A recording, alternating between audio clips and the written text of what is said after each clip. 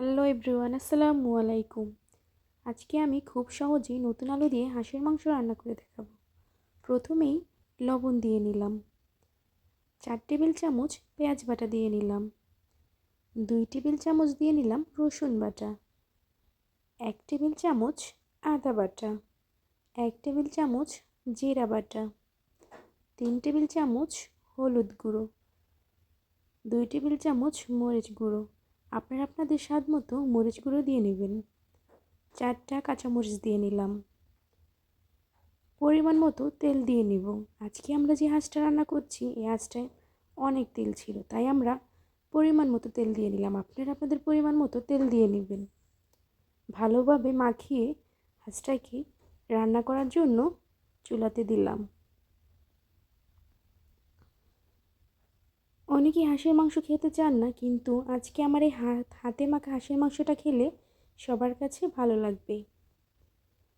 আমি যেভাবে রান্না করছি আপনারাও এভাবে রান্না করবেন, আশা করি খুব ভালো লাগবে। হাঁসের মাংসটা কষানো শেষ, এখন আমরা নেড়ে দেব। ভালোভাবে নেড়ে চেড়ে নেবেন, নিচে যাতে না লেগে যায়। এখন আমি নেড়ে চেড়ে নিচ্ছি। এই পর্যায়ে আমরা এখন ঢাকা দিয়ে দেব। ভালোভাবে নেড়ে চেড়ে, আপনার যদি হলুদ মরিচ কম হয় আপনারা এই পর্যায়ে দিয়ে নিতে পারেন, কিন্তু আমার হাঁসে হলুদ মরিচের পরিমাণ একদম সঠিক ছিল। আমরা আবার ঢাকা উঠিয়ে নিয়ে এখন গরম মশলা দিয়ে নিচ্ছি। পরিমাণ মতো পানি দিয়ে নেব কষানোর জন্য। আপনারা আপনাদের পরিমাণ মতো পানি দিয়ে নিতে পারেন। ভালোভাবে পানি দিয়ে নেড়ে চেড়ে নিচ্ছি। আপনারা আপনাদের পরিমাণ মতো পানি দিয়ে নেবেন। এখন আমরা আবারও ঢাকা দিয়ে দেব মাংসটা কষানোর জন্য।